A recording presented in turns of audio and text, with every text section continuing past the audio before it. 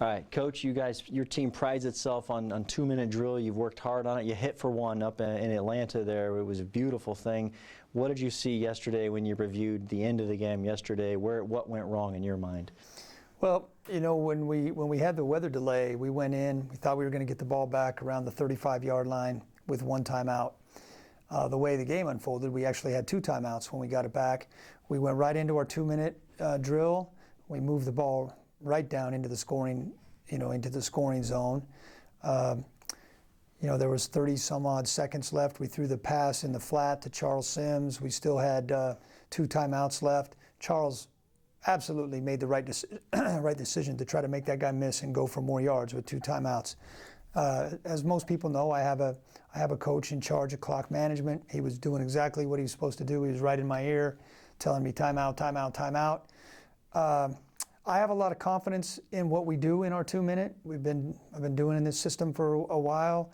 I believe in it. I believe in our players' ability to execute it. I like to go for plays without letting the defense huddle. We'd kind of been saving a play in 2-minute that we thought might be able to hit a home run. Mm-hmm. And so I ignored my coach telling me to call timeout. I went with my gut that we had the right play. It took us a couple extra seconds to get lined up, maybe more than it normally does. We ran the play. We didn't hit it. All right, so we're sitting there with 20-some seconds and 2 timeouts. We still ran 4 more plays.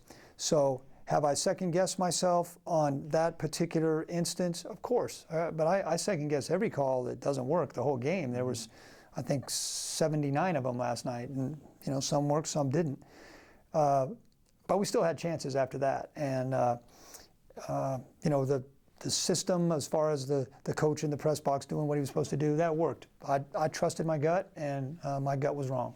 The and goal play there, it wound up being the final play of the game. I don't know how it's designed in that, but Jameis, have you guys gone through that? I know Jameis put the blame on himself, really, for the end of the game. How did that play come apart at the end and ultimately meant the end of the game? Yeah. Well, as I said, we had 4 plays after and 2 timeouts. On the first play of those 4, Jameis threw a ball in the left corner to Vincent, and we probably had a chance to check that ball down to Adam in the flat and we would have used a timeout.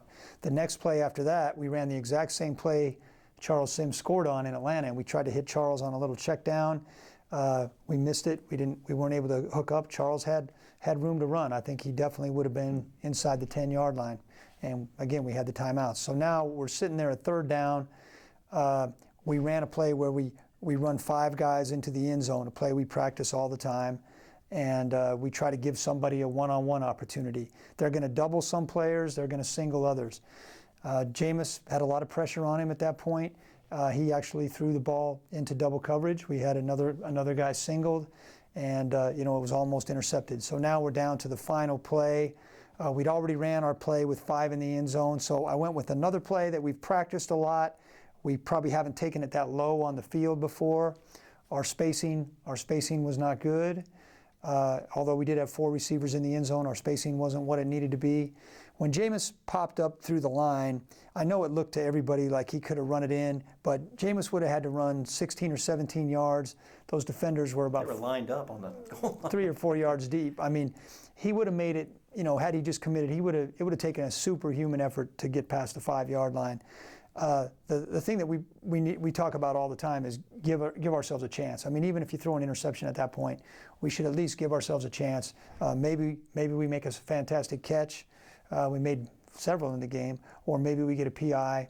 But it was a little bit of a new play, and like I said, Jameis had a lot of pressure on him at that point, and coaches are coaching, fans are watching, players are playing, and that'll be a great thing for all of us to learn from.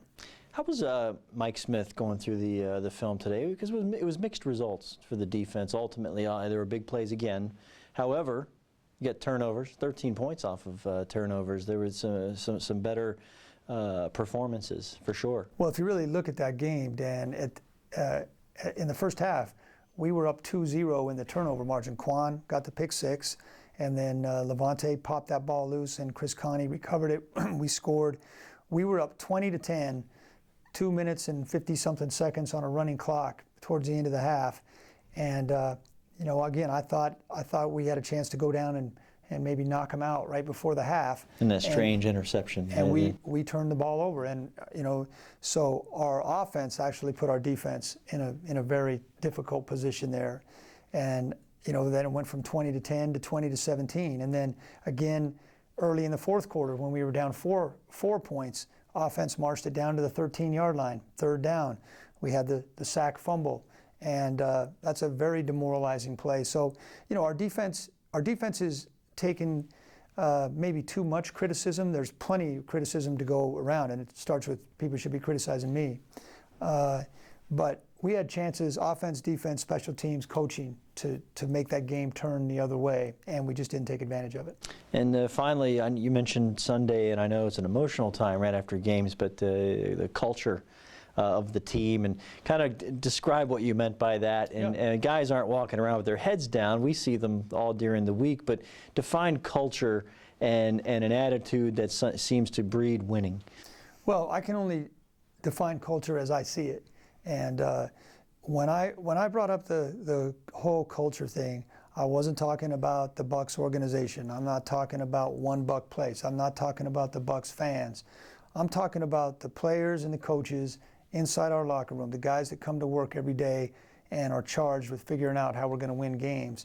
And I just think that I've been on teams before, and I think maybe a lot of your viewers have either rooted for a team or been on a team where they all acted as one. Everybody knew what the other guy was going to do, trusted the other guy to always do his job.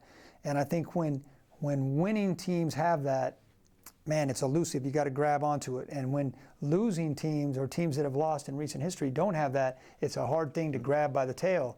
And, you know, it seems to me, in my experience, that teams sometimes figure out more ways to lose a game than they do figure out ways to win a game.